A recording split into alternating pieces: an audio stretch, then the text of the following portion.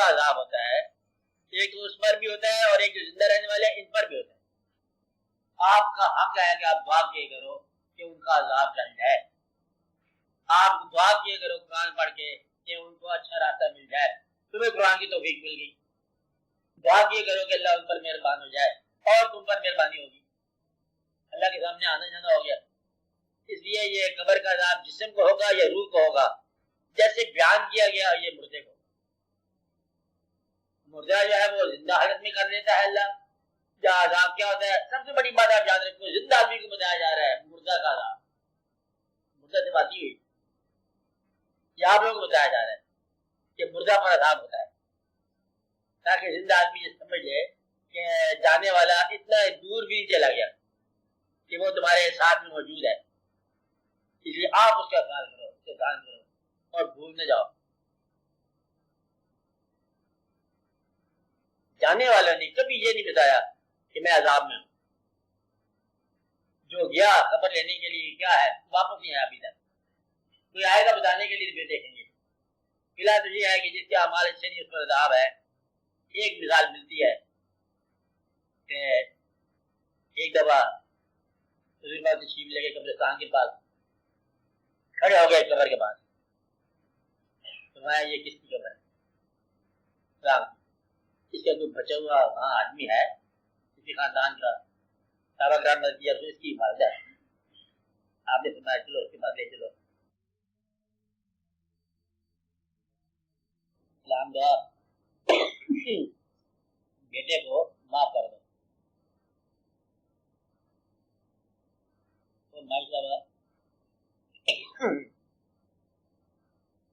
دوسرے میں تھی، چلو ہندوستان کا ساتھ لے گئے، وہ منظر دکھایا جو وہاں ہو رہا تھا اس کے ساتھ، تو ماں تھی اس کے دل سے بھی بلا دی کہ جو اللہ نے معاف کر دی۔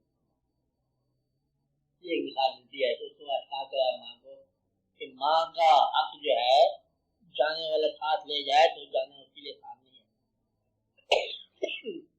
ماں کو بتایا کہ تیری بددعا جو ہے قبر کا عذاب، جانے والے کے لیے قبر کا عذاب کیا ہے؟ ماں کی بددعا، تو یہ زندہ ماں کو بتایا جا رہا ہے کہ تیری بددعا اس کے لیے عذاب نہ بن جائے، تو دعا دے، قرضہ لینے والا جسے قرضہ دیا جائے اسے بتایا جا رہا ہے کہ تو اسے قرضہ معاف کر دے، اس کے لیے عذاب بن جائے گا، اور اگر اس کو کوئی غارت دے سکے دے دے، ورنہ اسے معافی لے لی جائے فوری طور پر، کسی نے حق کے بدلے پہ لے کے چلے گئے جانے والے حق معاف کرا لیے جائے، پھر ساری رہتی ہے۔ اس طرح کے تعلقات آزاد کرا لو جانے والے کے، کیا آزاد؟ دینے والے کو معاف، لینے والے سے معاف، بزرگوں سے معافی، بچوں سے پیار، اللہ عادل کے فارغ ہو گئے، یعنی کہ بالکل آزاد ہو جاؤ۔ اس لیے بہتر یہ ہے کہ ہر وقت یاد رکھو اپنے آپ کو، قرضہ خاص طور پر جو ہے یہ مرنے والے کے لیے بڑا سخت میٹھے ہے، قرضے میں مرنا اور ماں کی بددعا میں مرنا اور دل آزردہ کرنا، اور جو ہے خاص طور پر کوئی ایسی قوتیں کرنا جس سے آپ شرعی احکام کے خلاف کہتے ہو۔ اس لیے بتایا یہ جا رہا ہے کہ آپ توبہ کرتے رہا کرو، تاکہ گناہ بھی سر دے، توبہ کرتے رہا کرو کہ اللہ تعالیٰ آپ کو معاف رکھے، قبر میں نہ آ جائے، گناہ کی حالت میں موت نہ آنے دیا کرو، گناہ کی حالت میں موت نہ آنے دیا کرو، فوری توبہ، ہر وقت توبہ، اللہ تعالیٰ مہربانی کرتا ہے۔ قبر کا عذاب باقی مسلمانوں کے لیے خیر ہے، کلمہ پڑھنے والے کے لیے خیریت ہے، تو یہ انسانوں کی لین دین صاف ہو جائے، قبر کا عذاب نہیں ہوتا۔ یہ مولوی پڑھنے کا منظر، موت کے بعد، موت کا منظر، مرنے کے بعد، پتہ نہیں کیا کا منظر، اس کے بعد اب کچھ بھی نہیں ہوتا، اللہ کا رحم نہیں ہوتا سارا۔ آپ کو معذرت جا رہا ہے، ایک اولاد میں کوئی کاری مل جائے نا، میرے والدین پر رحم کرتے، اولاد پر رحم ہو گیا، اس مرنے والے آدمی کے اپنے خاندان میں کوئی پرانا بزرگ دادا جو ہے یہ کہ یہ میری اولادوں کو رحم کرتے، رحم ہو گیا، امت میں دعا کرنے والے ہزاروں حقیر بیٹھے ہوئے امت پر رحم کرتے، رحم ہو گیا۔ مولوی جو چاہتا ہے کہ مطلب یہ اس طرح عذاب ہے قبر کا، عذاب قبر کا کسی نے دیکھا نہیں، تو قبر کا عذاب بیان کرنے والا اور قبر کا عذاب بیان غلط کر رہا ہے۔ بتایا زندہ آدمی کو جا رہا تھا کیا کہ جان کرو قبر میں عذاب ہوگا، یہ عذاب ہے، یہ کسی نے کہا اس قبر میں عذاب ہے، حضور پاک نے تو فرمایا اور کسی نے کہا. اس لیے آپ اس باتوں پہ نہ ڈرا کرو، آج کی کتابیں نہ پڑھا کرو موت کا منظر سننے کے بعد. یہ جھوٹی بات ہے.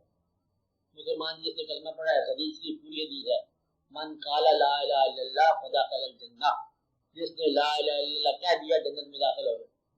حضور پاک نے فرما دیا. صحابہ کرام گئے خفیہ طور پر آپ کے پاس سرکار اسے اوپنلی نہ کہا جائے، ایسا نہ ہو کہ لوگ پھر مطلب عمل ہی نہ کریں. تارویج فرما دیں کہ جو لا الہ الا اللہ کہہ گیا وہ جنت میں داخل ہو گیا. آپ نے فرمایا بات ٹھیک ہے، جس نے لا الہ الا اللہ کہہ دیا کلمہ پورا پڑھ لیا محمد رسول اللہ جنت میں داخل ہو گیا. اچھا باقی رہ گیا نظام ہے شریعت. شریعت اجتماع کا واقعہ، سوسائٹی، سماج، معاشرہ، حکومت، یہ سارا کام کرنا ہے، اس کا نام شریعت ہے. اور ایمان کیا ہے؟ لا الہ الا اللہ محمد رسول اللہ. ایمان کیا؟ اللہ ایک ہے اور حضور پاک اللہ کے رسول ہے. تو بس یہ اس بات جو پورے ایمان آ جائے گا، ایمان ہو گیا. آج جس وقت میں نے بتایا کہ پہلے جب کوئی آدمی اب مسلمان ہونے چاہتا حضور پاک کے پاس حاضر ہوتا اللہ میں مسلمان ہونے چاہتا ہوں، آپ فرماتے چل کلمہ پڑھو. کلمہ پڑھا بسم اللہ الرحمن الرحیم، بندہ مر گیا تھوڑی دیر کے بعد تو کیسے چلے گا؟ وہ جنت میں چلے گا. کلمہ پڑھنے کے بعد اگر شخص مر گیا تو وہ مسلمان ہی ہوگا، جنت میں جائے گا. یہ آپ لوگوں اور آپ کے مولوی صاحب کے درمیان جھگڑا ہے کہ کلمہ پڑھ پڑھ کے مر جاؤ، اس نے نہیں جانے گا آپ کو. اس لیے آپ اپنا کلمہ ایک ہی بار پڑھ لو تو پھر آپ سیدھی سادے سید کے ساتھ ہے. یہ نہیں سوچتا کہ مسلمانوں کو دوزخ میں بھیجا چلا جائے.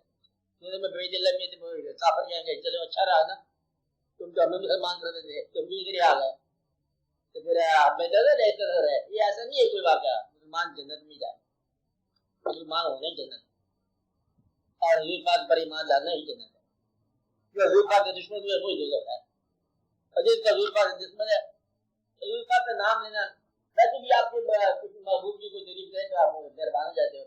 اللہ کے محبوب کی تعریف کرنے والا تو اللہ مہربانی ہے. جو اور کیا ہے، سیدھا سادہ بات ہے کہ اللہ کے محبوب کی تعریف کرو بس اللہ مہربان ہے. اللہ اور اس کے پیچھے درود بھیجتے ہیں، آپ بھی بھیجو. اللہ اور اللہ کے پیچھے ساتھی ہو جائے تم بھی لوگ درود بھیجے. جس نے درود بھیجا دوزخ میں جا سکتا ہی نہیں ہے، اور کوئی بھیج سکتا ہی نہیں ہے. اور بتاؤ یہ کیسے ہو سکتا اللہ تعالیٰ اپنے محبوب کے چاہنے والے کو دوزخ میں بھیجے؟ پاگل نہیں آپ لوگ. مولی ہے اور کوئی نہیں ہے. کتاب لکھنے کے شوق میں بدلے ہوئے ہیں. جو شخص حضور پاک کا چاہنے والا ہوگا وہ دوزخ میں جا سکتا ہی نہیں ہے، اسے دوزخ میں بھیجا جا سکتا ہی نہیں ہے. حوالہ قرآن کا. اللہ تعالیٰ نے فرمایا کہ میرے محبوب یہ کیسے ہو سکتا ہے کہ میں ان پر عذاب ڈالوں جبکہ ان میں آپ ہوں. جن میں آپ ہوں وہ دوزخ میں نہیں جا سکتے، جن کے دل میں آپ ہوں وہ دوزخ میں نہیں جا سکتے. پھر دوزخ کیا ہے؟ عجیب بات ہے نا. مانتا فیم کہ کیسے ہے؟ ہاں کیا ہے؟ ہاں بولو پھر بولو ماں کا بولو.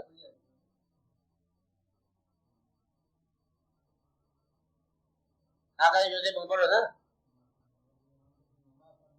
شروع کرو نا. ہاں پڑھو یہ پڑھو جی، پڑھو دھیان سے پڑھو.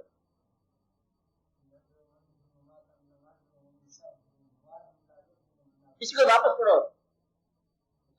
یہ پڑھ رہے ہو. مانتا بھیم والی آیت پوری پڑھو نا. ہاں اونچے بولو، اس کو ایسے پڑھو، ایسے بولو. ہاں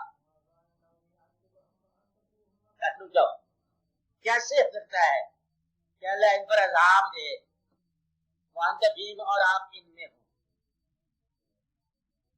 یعنی کہ یہ بات اللہ تعالیٰ نے کمٹمنٹ فرما دی. یہ کیسے ہو سکتا ہے ان لوگوں پر عذاب جن میں آپ ہوں؟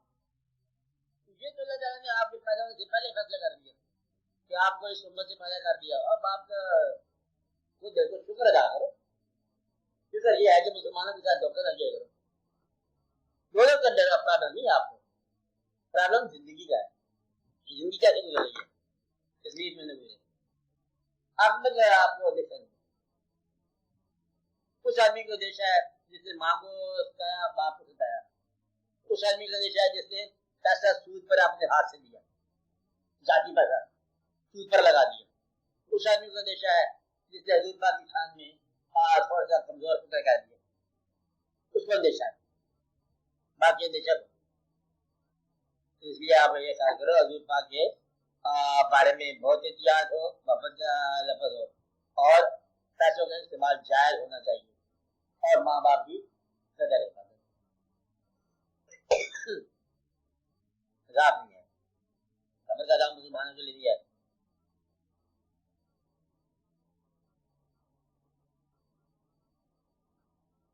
کلمہ پڑھ پڑھ کے قبر کا عذاب بھی بیٹھے نہیں ہوتا، صرف حساب کے لیے لینا دینا برابر ہو جائے۔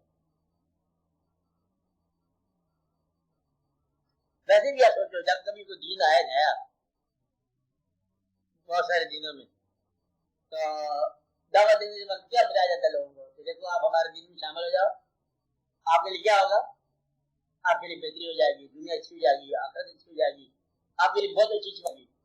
یہ تو نہیں کہہ سکتے آپ ہمارے شامل ہو جاؤ گے آپ کی قبر کے اندر عذاب آ جائے گا، یہ تو بعد میں آ کے بات کو اس کو وضاحت کے ساتھ سارے قرآن پاک کو آپ پڑھ ڈالو، پڑھا بھی کرو کبھی کبھی، کسی مسلمان کے لیے کہیں عذاب نہیں لکھا،